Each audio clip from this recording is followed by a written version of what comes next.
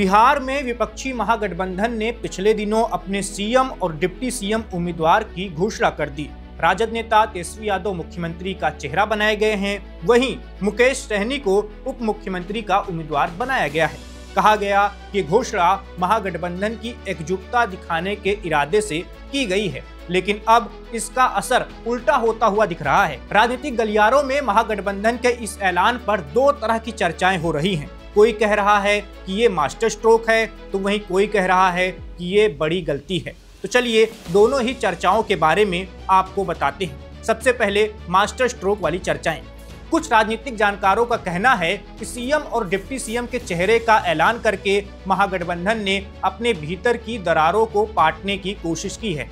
राजद अब चिंता मुक्त हो गई है क्योंकि तेजस्वी यादव सीएम के चेहरे बन गए हैं। वहीं मुकेश सहनी जो लंबे वक्त से मांग कर रहे थे कि उन्हें डिप्टी सीएम का उम्मीदवार बनाया जाए, उनकी भी मुराद पूरी हो गई है। ऐसे में राजद को ये टेंशन नहीं है कि कांग्रेस तेजस्वी का चेहरा स्वीकार करेगी या नहीं। वहीं सहनी को भरोसा हो गया है कि अगर महागठबंधन जीता तो वो उप मुख्यमंत्री बन जाएंगे। इसके साथ ही महागठबंधन ने अपने चेहरों का ऐलान करके गेंद अब एनडीए के पाले में डाल दी है। राजद और कांग्रेस के नेताओं ने कहना शुरू कर दिया है कि अब एनडीए बताए कि उसका मुख्यमंत्री का चेहरा कौन है।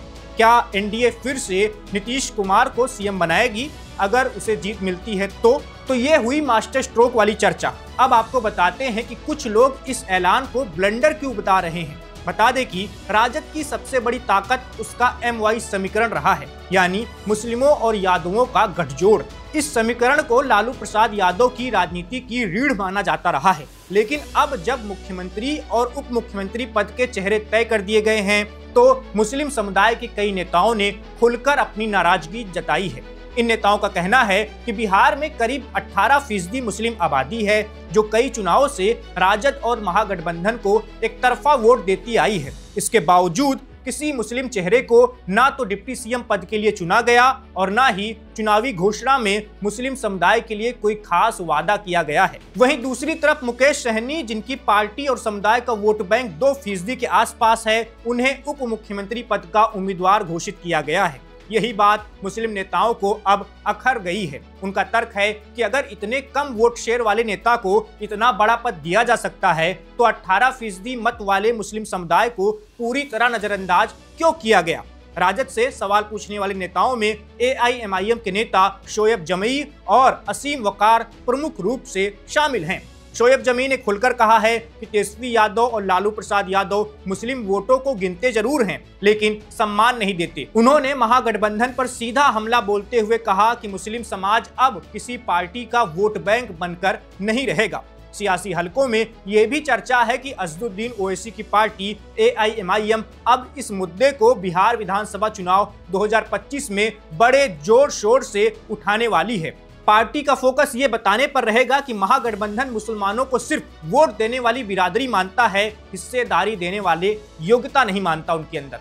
ओवैसी और उनके नेता बिहार के मुस्लिमों से ये कहते हुए नजर आएंगे कि देखिए, आपको दशकों से राजद और कांग्रेस के लिए वोट देने वाला माना गया, आप उनके लिए समर्पित रहे, लेकिन इन पार्टियों ने कभी भी आपको राजनीतिक नेतृत्व नहीं दिया। 15% यादवों के नेता तेजस्वी यादव सीएम के उम्मीदवार बन गए हैं। 2% वोट वाले मुकेश सहनी डिप्टी सीएम के उम्मीदवार बन गए हैं, लेकिन 18% मुस्लिमों के लिए कोई भी जगह महागठबंधन में नहीं नजर आ रही है। ओवैसी की पार्टी के नेताओं के बयानबाजियों के बीच अब सवाल उठ रहा है कि क्या महागठबंधन ने मुख्यमंत्री और उप मुख्यमंत्री के उम्मीदवार का ऐलान करके जल्दबाजी में कोई बड़ी राजनीतिक भूल कर दी है।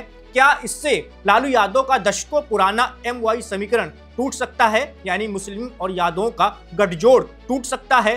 क्या 18% मुस्लिम वोटों का बड़ा हिस्सा अब राजद से छिटक जाएगा। क्या वो AIMIM के साथ जा सकता है।